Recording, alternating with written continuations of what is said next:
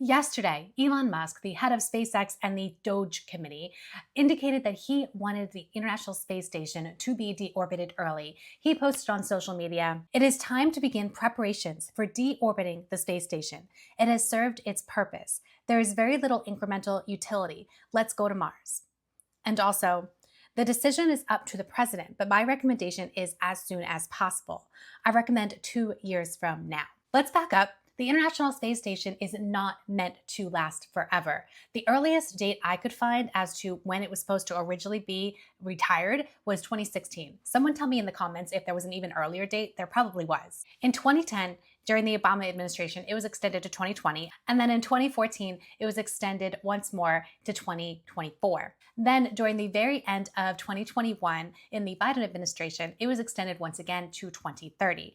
NASA and its international partners have all agreed that the International Space Station will retire in 2030, with the exception of the Russian space agency Roscosmos, which currently says 2028, but that's because they do their budgeting every 4 years. So it's widely expected that they are also going to agree to that 2030 retirement date. So you can see it has gone through several iterations of, hey, we're going to deorbit it. Oh no, let's extend it a little bit more. But now there's indications that NASA is super serious about actually deorbiting it in 2030 because they actually gave SpaceX a contract last year for the US Deorbit vehicle. That's a modified Dragon. It has 46 Draco thrusters, 16 for attitude control, and 30 to perform maneuvers to lower the International Space Station at the end of its life. And that's super important. This is actually something that the Safety Committee, ASAP, has said to NASA and to Congress over and over and over and over. It's so super important that we have a reliable means of deorbiting the space station where we want to. This is the most massive thing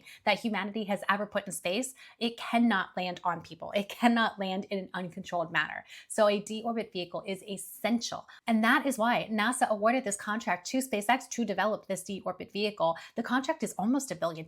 It's up to $843 million. So that's a huge chunk of money that NASA is awarding to SpaceX over time, not counting the launch. That's just to develop the deorbit vehicle, just to modify that Dragon. The caveat here is that Congress needs to fund it. Even though SpaceX is already working on this deorbit vehicle, Congress has not technically agreed to fund it yet.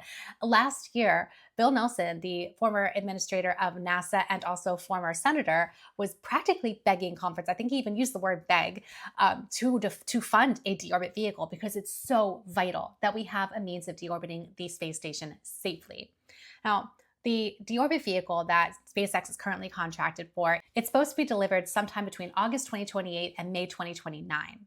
Now, if Elon Musk is saying that he wants to deorbit the International Space Station in 2 years, 2027, is it feasible for SpaceX to get on that and have that deorbit vehicle finish 2 years sooner? It could be, but again, it goes back to the money. As much as the executive branch has been using its authority lately, Congress is the one who controls the money. And the FY 2025 budget request for the deorbit vehicle was $109 million. And that has not been approved yet. The FY 2025 budget has not been approved yet. And so right now, NASA is simply hoping that Congress is going to fund this over time. And there's another problem in that even though NASA is the largest partner and the largest funder of the International Space Station, it's right in the name, it's international. There are 5 partners. And all of those 5 agencies, except again for Roscosmos, have agreed to deorbit it in 2030. So we're talking about the European Space Agency, ESA, which is quite a number of countries. There's the Canadian Space Agency. There's the Japanese Space Agency, JAXA. And then there's Roscosmos themselves, which, relations between Russia right now and the United States are not the best. And so when it comes to modifying an already approved agreement to deorbit the International Space Station early, we really do need the agreement of all the international partners, especially Russia. I have a whole video on the deorbit vehicle, by the way, if you want more details about this, so I'll link that above. What about a replacement? What about another destination in low Earth orbit for astronauts to travel to and conduct experiments on? So there are commercial space stations in the works. NASA calls them commercial LEO destinations. Axiom is the one who's going to be most affected by retirement of ISS early because Axiom Station was awarded a contract to put its modules attached to the International Space Station. Its entire premise is to first attach to ISS and then separate. before the ISS is deorbited. Now, last year, at the end of last year, they modified their plans. So initially, they were going to put their habitation module on the ISS first and use the power and propulsion of the International Space Station to run the habitation module. That made perfect sense, but then they changed it around so that they could speed it up quicker. Payload power thermal module is actually the one that they're planning to launch first. And if they launch that first, I actually did a video on this too. I'll link that above. It doesn't technically need to be attached to the International Space Station. It's providing its own power and propulsion. So technically, if NASA and Axiom wanted to modify their contracts so that Axiom is no longer required to attach to the ISS first, I think it could probably do that. Now they're planning to launch that PPTM, yeah. They're planning to launch that in 2028 or no earlier than 2028. And so if the ISS is being deorbited like 2027 timeframe, well, that's a problem unless, again, Axiom can modify that contract and just do a free flyer from the start. But the PPTM is not meant to have people on it. So then Axiom would still not have the ability to have a fully functioning space station by the time ISS retires, if it's retiring early. Axiom Station won't be ready in time. And Axiom is going through some financial troubles right now. Orbital Reef is another one that's a little bit iffy right now. The partners, the Blue Origin and Sierra Space and some of the others, they're going through some financial rough times as well right now. We haven't had any updates from Orbital Reef since 2022. And in March 2022, they were saying that Orbital Reef was expected to launch no earlier than 2027. But as these things go, that's extremely likely to have slipped by now. I would say the likelihood that Orbital Reef could be operational before the ISS retires, if ISS retires in 2027, is almost nil. Moving on then to Starlab, that's a simpler space station. It is meant to launch in one go, but they're only planning to launch no earlier than 2028. Vast Haven is one that is planning to launch probably first among all of them, and they don't even have an award from NASA. They are funded by a wealthy individual who is funding all of this internally for Haven 1. They are planning to launch Haven 1 May of 2026. However, it is not a continuous presence in low Earth orbit. It's only meant to have 4 people up there for 30 days. So if the International Space Station is being retired and Haven 1's the only one that is operational, then that's not a continuous presence. That's only a very short-term presence in space. Haven 2 would be the longer-term space station, larger, able to sustain, I don't know, they didn't say how many crew for how long, but a longer presence in space. However, Haven 2 is contingent on Haven 1 going well and on NASA awarding another commercial LEO destination award to Foust. Foust didn't apply I don't think Foust existed when the first CLD awards were going on. But if NASA sticks to its current schedule and awards another CLD contract this year, then Foust is expecting that they might win it and they could have the funds to build Haven 2. But that's not going to be operational till at least 2030, with the first module being launched in 2028. If then there's no hope that there will be a replacement commercial LEO destination, commercial space station before the ISS is retired, what is going to be the means, what is going to be the destination if astronauts want to conduct research in space? One proposal is SpaceX Starship. SpaceX Starship is currently in development. It has not gone to orbit yet. I am confident that it will this year, I believe so, but it's not ready to have humans on board. Hopefully by 2027, it will have the ability to get to orbit, stay in low Earth orbit with people on board, but that's not a guarantee. We don't know how Starship is going to be developed. We don't know if there's going to be unexpected delays or problems, or something might happen that it's just not ready to take the place and have long-term habitation in low Earth orbit. So if Starship is not ready by the time ISS retires, what's left? We have Dragon.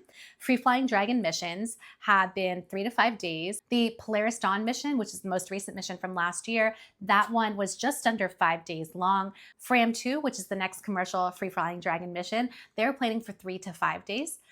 I had to stop recording to watch a SpaceX Starlink launch, which actually reminds me that SpaceX is trying to phase out Dragon as soon as Starship is operational. So even counting on Dragon to do free-flying missions around low Earth orbit, it's not really going to happen. It's not their highest priority if Starship is able to do the same. Dragon can only do short-term missions, very short, and Starship isn't ready yet, and there is no other commercial space station that is available. The only other option is the Tiangong space station. That's a Chinese space station. It's been operational for years.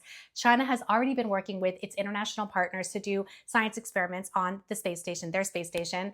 And they've talked about opening it up to non-Chinese astronauts, or taikonauts is what they call them. So when we think about US-China's relations and how for the past, like, I don't know, decade, I'm not sure, that it's been pitted as a geopolitical competition between the United States and China when it comes to space and space exploration, moon in particular, but also low Earth orbit. And so how is it going to look if international partners, our international partners who are okay working with China, don't see any other option but working with China? If the United States is not a leader in low Earth orbit, then they're going to go to China. If there is no other option, the international partners that are okay working with China that want to do research on, in microgravity with astronauts, they're going to go work with China if they can.